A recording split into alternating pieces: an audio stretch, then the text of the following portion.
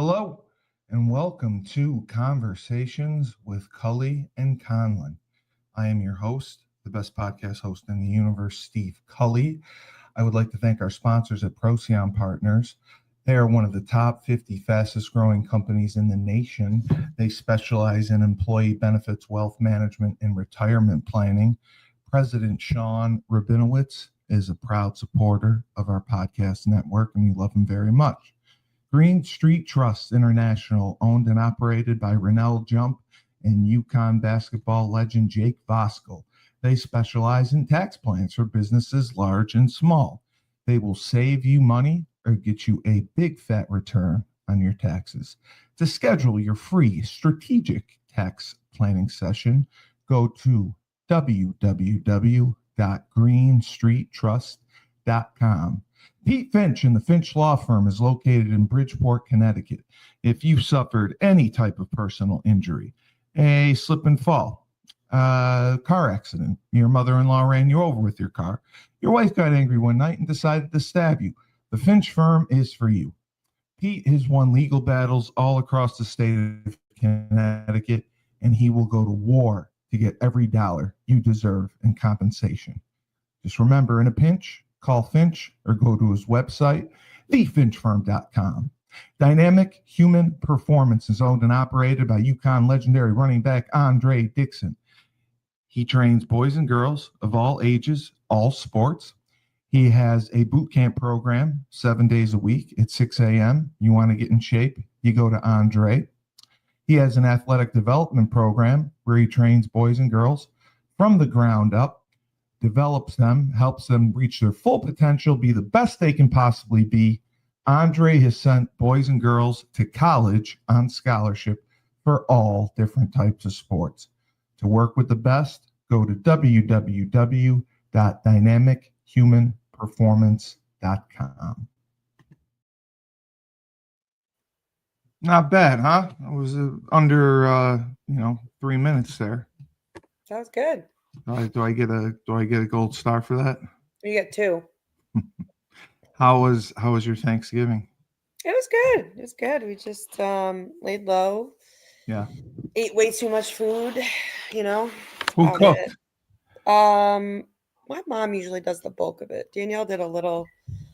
Actually, my grandmother usually does a bunch, but obviously this is our first Thanksgiving without Yeah. her. So yeah, those two did the bulk of it. I pitch in for like cleanup and some random stuff, but they actually did a bunch of it while I was at practice and had it most of it done. Oh, that's right. You had to practice on Thanksgiving. That's Well, we right. practiced Thanksgiving Eve, which is when they prepped the majority of the stuff. So yeah, but all good. Did you watch any of the games? Did you get to watch some games? Yes, I watched a bunch of games. There was so like in NFL this week, my It's pick'em crazy, week right? was like awful. It was like every team that was predicted to win didn't win. It was like a weird NFL week. But who do you think is like who's the team in the NFL this year? Is it even clear cut? Like I can't tell. I would It's have kind said of the Rams, crazy. and then they come out and they lose this weekend. But I think with San Francisco healthy, they could be the team. I can't believe the Bears are doing as well as they are. The yeah, Patriots are doing as well as they are, and Drake May could be the MVP. I mean, the Chiefs have been a big disappointment. The Eagles have been all over the place, so it's kind of tough to say for a clear cut, but we'll see what happens. I mean, Green Bay's good too. Detroit, it's just like you said, some teams will get rolling, and then all of a sudden you'll get a loss out of nowhere. But unfortunately, right now, I would have to say the Patriots are probably playing the best. wow, you think the Patriots can win the Super Bowl, huh? I didn't say they could win the Super Bowl. I think they're playing the best right now. I really hope they don't win the Super Bowl. I hope Who do you it's think someone. will? I hope it's from the NFC. Who do I think will? If you're going to put me on the spot, I think it will be someone from the NFC. I think it could be the Rams. They're obviously if Matthew Stafford stays healthy. I think Brock Purdy, if he stays healthy, 49ers stay healthy. They could make another run. Possibly the Eagles again. Those would be probably my three. And then the AFC, I really think New England has a shot. New England is really impressed, and even the Bears with their record just blows me away. I can't believe they're winning like they are, and how terrible the Vikings are. Tampa, like I would have expected more out of them. So that's the beauty of the NFL. There's so much parity from year to year. It's tough to really build a dynasty like the Chiefs winning back-to-back Super Bowls because of the salary cap, free agency, and there's a lot of changes. So that's why I think the NFL is the best. Even the NBA, you can go over the salary cap. The Major League Baseball doesn't have a salary cap, so whoever spends the most usually goes the furthest. But that's kind of why the NFL is cool, because they have a minimum which you have to spend. So it's not like Major League Baseball where the small market teams will spend pennies on the dollar. They make you spend, I think, 3/4 of the salary cap, and the salary cap increases every year. So it's going to be interesting to see. UConn played Utah, and that was that at Mohegan Sun? Yeah. Yeah, Did we talk about this last week? I feel like we did already. I don't even remember. No, it was Yeah, we did. They haven't played since that one Sunday. It was the 23rd. It was that Sunday? Okay. Yeah. That was the one I was thinking of. Okay. Oh, yeah, you're right. You're right. I was wrong. So the game that they played that we did not talk about was Xavier game. Obviously, that was just a dumpster fire for Xavier.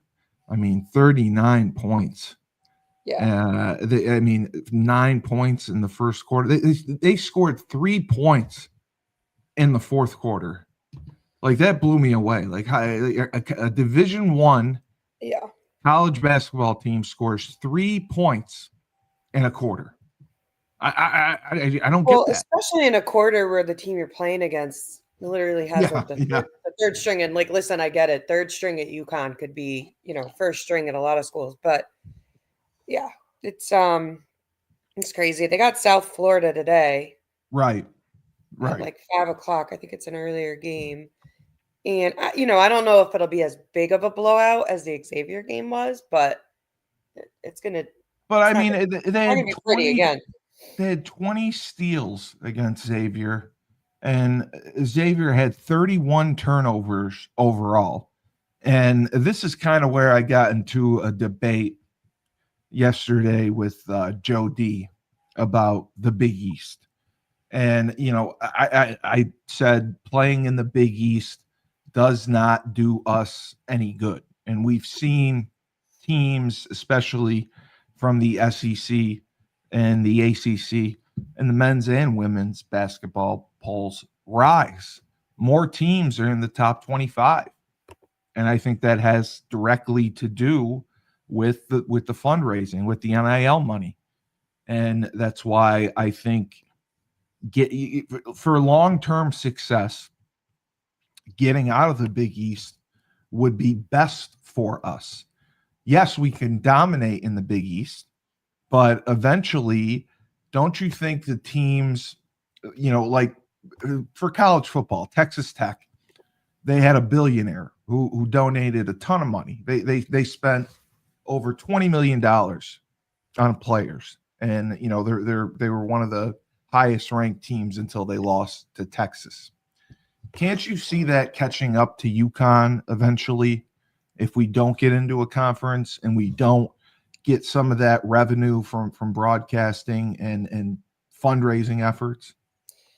I'll do you one better. UConn's got to figure out how to keep a good coach from a football perspective, Oh, you got to throw that right at me. Well, it's like all that stuff you're saying is fine, right? But you're not going to get all of that stuff or be able to compete at that unless you have the players. You're not going to have the players if you don't have the coach. So it's a trickle down effect, right? I was really bummed out to see that. And where was he going, to Colorado State? Yeah, well, I knew he was leaving last week, and I got yelled at for saying it on the show. I said, I know that he's gone. Like he's not staying. I I mean, I'm didn't expect fine him to with go to him Colorado leaving State. Yeah, if I felt like he was going to like, an SEC or Big Ten yeah, school. yeah. Like a Colorado State is like, man, we can't come up with enough money to make this guy stay over Colorado State. Bad. It wasn't about money, which was ridiculous. It was just about him wanting to be further out west because whenever he's not at UConn, whenever he's not in Connecticut, he's in Utah. He's got a place in Utah. So that's where he loves to go. He wanted to take a job out west. And I got into an argument with Joe D yesterday because I said, yeah, we went 9-3 this year. We went 9-4 last year. Do I think it was because Mora did some spectacular job coaching? No. I think you could have coached the team and we would have won 9 games because our schedule was absolutely horrific. We beat up on teams from Conference USA, from the Sun Belt. And then, we go and we lose to Rice in overtime. We lose to Delaware in overtime. The Duke win was the only team we beat with a winning record. And it was great that we beat BC. BC's been competitive all year, but, they still only have one win, and it was against an FCS team. So my argument was whether Morris stayed or left wasn't going to make a difference. And I know our athletic director believed that winning games would increase attendance, would put asses in the seats. And that simply was not true. It wasn't close to true. We can't average over 30,000 people for a home game. And you want to go into a Power Four conference, you have to show value. You have to show some worth. They're sharing their broadcast revenue with you. They're sharing their total revenue with you. And if you're not bringing anything to the table, if you're just taking, they're not going to want you. And that's what I said to Joe. I said, we can go 9-3 and beat a bunch. We can beat FIU. We can beat Florida Atlantic, which we almost lost. Buffalo, Ball State, the MAC teams. That isn't anything that is going to be impressive or put fans in the stands. That's my biggest thing. I said next year, we have Maryland at home. We have Syracuse at home. If we show like we did against Duke that we can draw 35 to 38,000 people for those games and prove that when we play top caliber Power Four conference teams, fans will come out, that is something that will be attractive. Because I tried to tell Joe, unfortunately, right now in college sports, football rules the roost. Football has the billion-dollar television deals. Football funds pretty much all the other sports. And I said, we can, and I'm probably wrong for saying it, we can win 10 national championships in basketball. But the money that comes from that is not nearly as much that would come from having even a mid-level football program. Rutgers goes 5-7 every year, and they get $40 million for it. We don't have that. We don't have broadcast rights from CBS that are paying us $10 million, $20 million. So he argued with me over that. Just because I don't think, basketball with 10,000 fans, 20,000 fans in the Hartford place, the XL Center. It's called the XL Center anymore. I don't know that is going to be enough to sustain us long term. I think it will sustain us for the next few years, but being an independent, being in the Big East, I think ultimately for our long-term success, I don't think we're going to have it. But that's why I wanted your thoughts.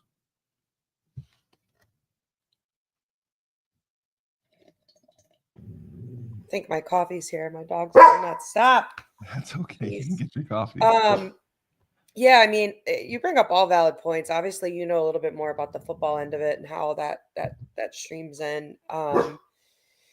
It's just sad because I just feel like we want to be a football school so bad, but I do think part of it is that you're not going to attract necessarily the top kids unless you're in a major conference. So I do think that Correct. there is, something to be said for that. I mean, men's and women's basketball have gotten away, really the women more than the men, because the men, the Big East historically been a strong conference for the men. Yeah, very much. Really until like recent years, but the women have gotten away with. I mean, geez, what are we on, like a 20-something year win streak of winning Big East championships with really nobody and can to contest it. And nobody comes close. Yeah. But to that point, a lot more games. We get a lot more out of conference games where we can go and schedule the best teams. We do. So it's not as affected as much as it is with football and the limited amount of games you play per year. Correct. So yeah, I mean, from that sense, I think we gotta fix it. I mean, who the heck are we bringing in to be a coach now? There's some names being thrown around. Tony Reno, who's the Yale head coach, has been brought up. The current head coach at Temple has been brought up. Kevin Cahill, who I know, he's the head coach at Lehigh, has been brought up. But, otherwise, there's been crazy names like Chip Kelly and Brian Kelly. I don't think that's possible. The problem is you're looking at a situation where the salary is between $2.5 million and maybe $3 million a year. We're not going to pay more than that. If we do, I hope it's possible. I mean, I wish we could pay $5 million a year. But the question is, do you go after an older coach? Like we brought Mora out of the, he was dead and buried. He hadn't coached in 5 years. We resurrected his career. Do you bring in an older coach, or do you go younger and try to bring in a young coordinator, a young assistant? Somebody mentioned that, the New Hampshire coach. New Hampshire's done very well. I think that we need someone with the Delaware coach was mentioned too as well. Someone with ties to the Northeast, someone who knows how to recruit here, but you also need someone with experience in the transfer portal because we have relied heavily on it in the last 3 years. And that's why, we've had some of the success that we have. Mora was bringing in 40 to 60 transfers per year. And we've already had right now, we're probably really that many transfers per year. Yeah. That's wild. We had 40 kudos to seniors him. this year. Kudos to him and whoever's Well, helping with the finances behind the the scenes, because I'll tell you what, like the transfer portal is it's a grind. Like even at my level, like you got to sift through a lot. That's a lot of work. Maria is not bored, so don't worry about that. No. Yeah. Okay. She doesn't need earplugs either, but I'm glad you're hearing me. Yeah. No, I think that we need a young head coach who's going to come in, and there has to be some excitement built. There has to be someone who has experience with the portal. We had 40 seniors this year because we took transfers who had played for 4 years and had 1 year of eligibility. We took a lot of those kids. We already have 20 kids who have entered the transfer portal because once your coach leaves, you have 30 days to go into the portal. So I think that's going to hurt us from a standpoint of going into a bowl game. Are we going to have a skeleton crew? Is it going to be like when we played North Carolina last year and North Carolina barely showed up. That's what we don't want. We want to keep the momentum going. And we talked about whether a coach will be hired this week, if it'll be soon. I think it will be soon. I think it has to be. College football screwed up by the way they scheduled everything. They thought by pushing the transfer portal start date back to January was going to help coaches stay on the job longer. And it's had the opposite effect. That's why we saw guys like James Franklin, get fired early, because teams want a search. They want someone in place because the early signing date starts today. This is when you can officially start to sign freshmen, bring them in. And the transfer portal was moved to January. So now everyone wants someone in place by January so they can start in the transfer portal and bring kids in. It's going to be a mess. Mike Burton has done more for this program than anyone, and he firmly believes that we will get a good coach. I'm sure he'll be part of that process. And like I said, Mora leaving or staying, in my opinion, doesn't change the major problems that we have. And that's what I tried to say. We're still not in a conference. We're still not generating consistent revenue. There's no sense of urgency, in my opinion, to get into a conference. And that's where Joe disagreed with me. He thinks that there is a sense of urgency and we're trying to get into a conference. I don't think we are. I think we're happy with status quo. I don't think we can do anything till 2030, until the Big East thing runs out. So, and it's going to be tough for us to live as an independent in football because we don't fundraise. I mean, there has to be a major fundraising effort. I had the athletic director from Air Force on here, and I knew him from Holy Cross. The first thing he did when he got to Holy Cross was he fundraised. He fundraised and he built an indoor facility, one of the best in the Northeast, and he fundraised that changed the trajectory of the program. They went from, being a mediocre team to a playoff team to a team that made it to a national championship game. And that's what money does. And that's why I think a coach, athletic director, whoever it is, they have to go on the road and they have to meet with the top donors and they have to fundraise to get money. Because I don't think basketball is going to sustain us. Football rules the roost, and we have to get there. That was my opinion, and I got chastised for it.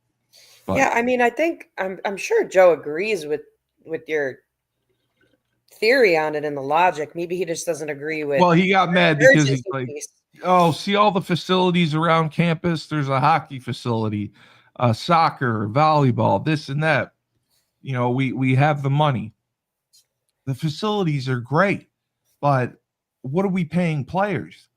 I compared it, the Duke quarterback was paid $4 million this year. Our quarterback was paid probably $50,000 this year. So that is way, really? Yeah. Yeah.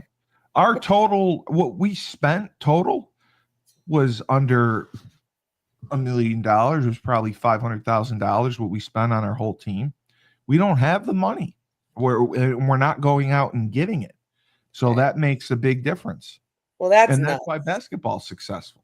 Yeah, I mean, listen, that's nuts. I didn't realize it was that big of a spread there. I mean, of a discrepancy. Yep. Yeah, I mean, that's crazy. Yeah, we definitely got to figure that out. I mean, it's just so wild to me because I'm still adapting as someone who played in the non-NIL getting paid era. It drives me nuts. Even you saying all right, a kid's getting paid $50,000 in addition to a free education and housing and food and blah, blah, blah.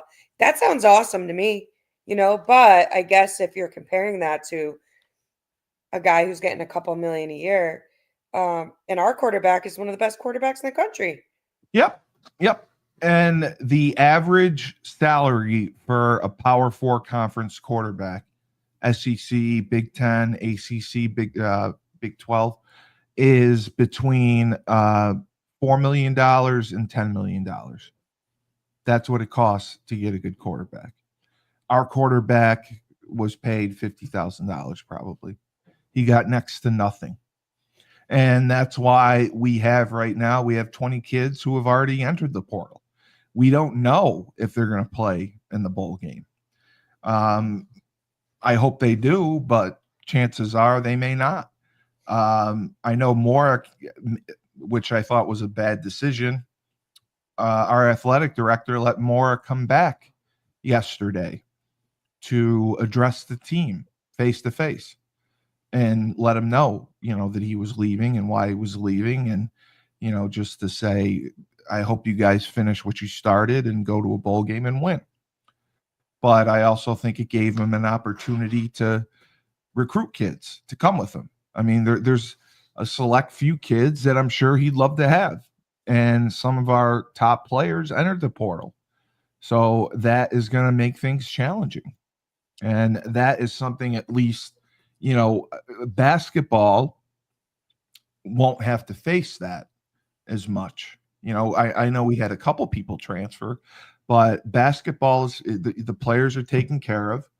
Their appearances, they're paid for. Autographs, they're paid for. They do everything they can to make them money. And I think we need to do that for football. And it's the same thing, like, when you look at the WNBA. The WNBA right now, they extended their lockout for another 40 days trying to hit an agreement. I think that's crazy. There's no surprise there. There should be no surprise. No, That but was going to happen. You did, but how can neither side budge? Like, it seems like this is what the WNBA wants. This is what the Players Association wants. There's no negotiation. It just seems like they're butting heads and waiting for someone to blink. And I don't know that that's going to happen. And it's going to screw everything up as far as the expansion draft for Toronto and Portland. It's going to screw everything up with free agency. And, there's a million free agents right now. Most of the players are free agents. So, they could do another extension after 30 or 40 days, but I don't know what benefit it's going to have if they're not negotiating in good faith. They still want that $1.2 million for a maximum contract and a minimum more than $200,000. I just don't know if that's realistic. Do you think that the owners are going to go for that? No, because they got to make some money. If the owners were going to go for it, they would have already. Right? So, wouldn't have gone this far. And this is what the WNBA, in my opinion, doesn't understand is, like, let's be honest.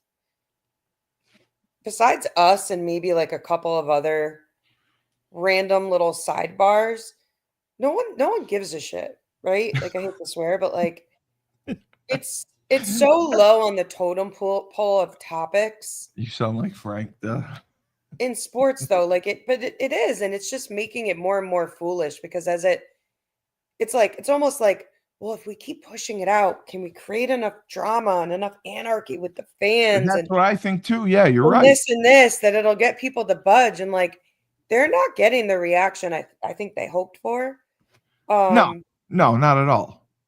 Again, like, I'm not saying that there's not going to be a huge demographic of people that'll be disappointed if there's no WNBA season next year, but it's not big enough to just like give up all this money in all these different pockets like they think it's gonna.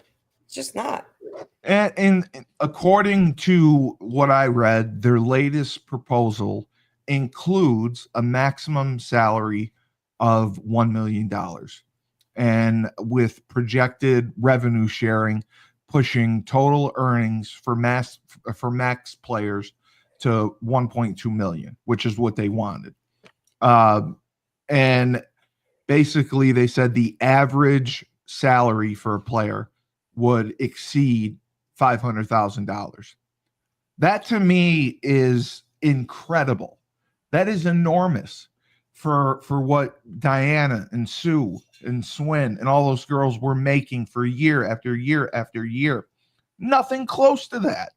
And you're telling me that the average player is going to get $500,000 and the max salary is going to be $1 million?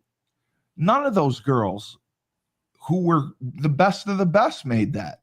And I know there's a lot of talent now, but still, I would be doing cartwheels if that was offered to me. That would be okay. Thank you. I'm done. But I think we have to, because I agree, but we have to look at it from a different lens, right? If you go back 40, 50 years ago in the NBA, those guys that were, the Frazier and all the big names from back in the day, they were not making a tenth of what these guys are making now. No. Right. So it's all relative. It's all part of the cycle. And it sounds like so much more when you're in current whatever. So I try not to do too much of that from a pro standpoint. The NIL getting paid thing still irks me a little bit because it's to us, it was always good enough just to have a free education. You know what I mean? But I don't know. I don't get too caught up in that just for that reason. Because you're right about that happens. We could flash forward 25 years from now, and the kids that are playing now are going to feel probably the way about people who are getting paid then. It's all relative. But I just think that they're teetering on relevance because 100%. I don't it's not a hot topic on Sports Center. It's not a hot topic on talk shows. It's died down completely. Yes. People are kind of okay, whatever. Right. And when people get impartial, that's the worst thing that can happen to you. Yeah. I'd rather be in a place where, people either just flat out dislike the league or flat out love the league. This impartial, in between part is bad because those people they lose that forever. There's no getting that back. So and they built up so much goodwill. I mean, people love the league. People love the new players. They have a chance to transcend the game with Caitlin Clark, with Paige, with Angel Reese, with someone like Juju Watkins coming in. Angel Reese. Oh, well, I mean, Angel Reese.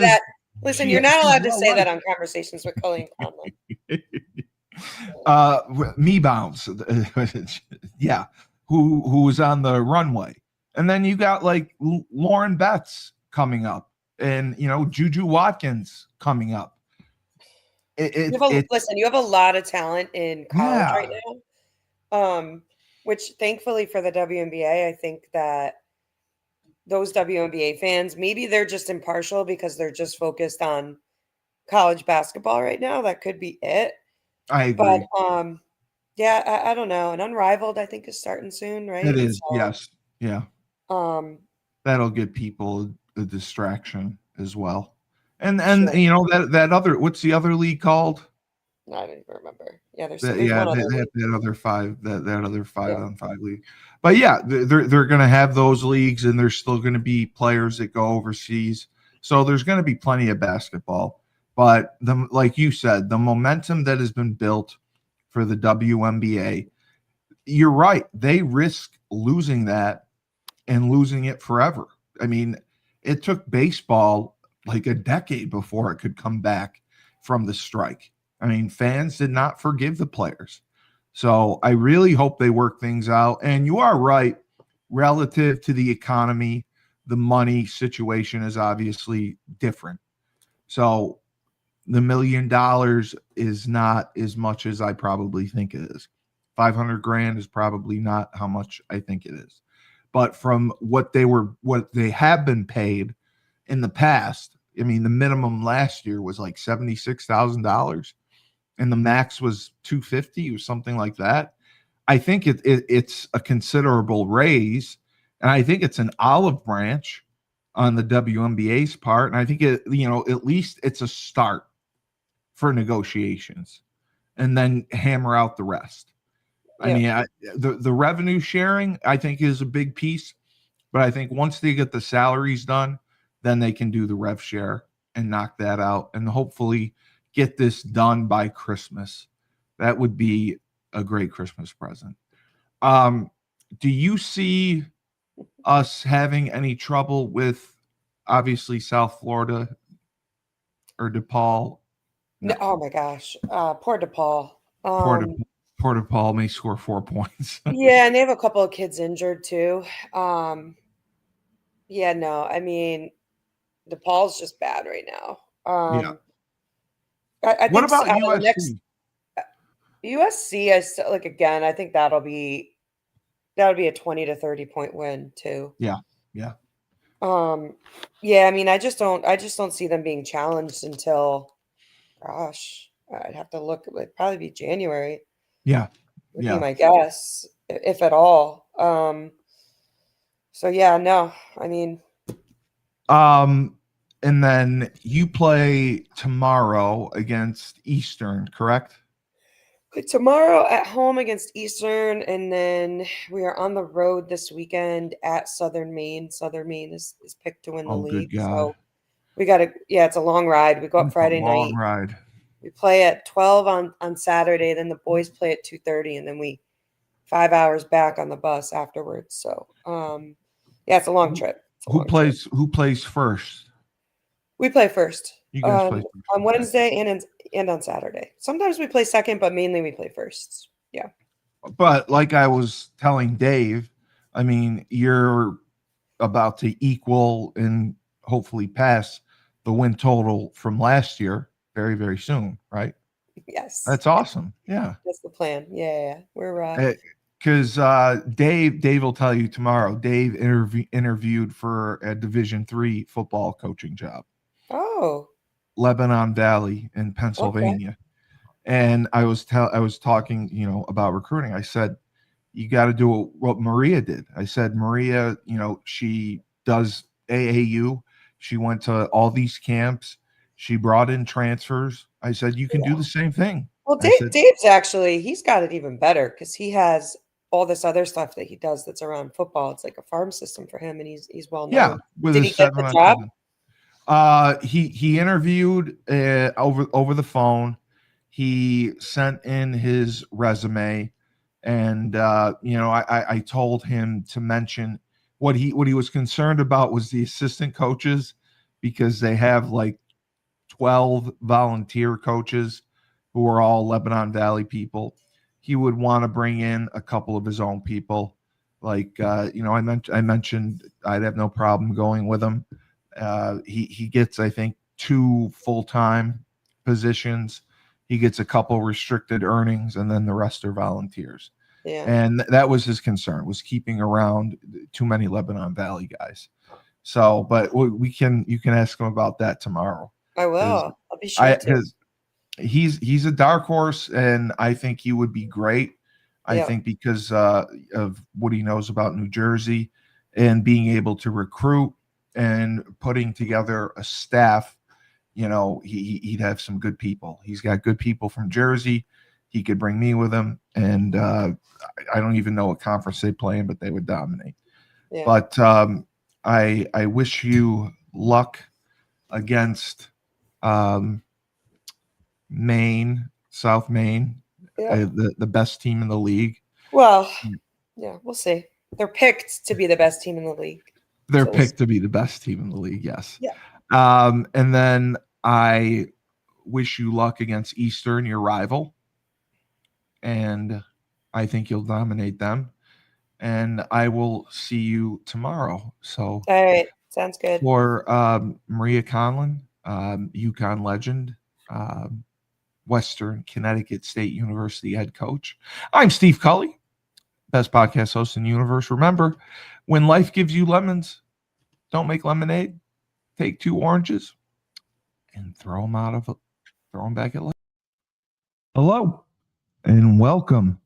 This is Steve Cully, the best podcast host in the universe, with a very special episode today with Air Force Athletic Director Nate Pine. I would like to thank our sponsor.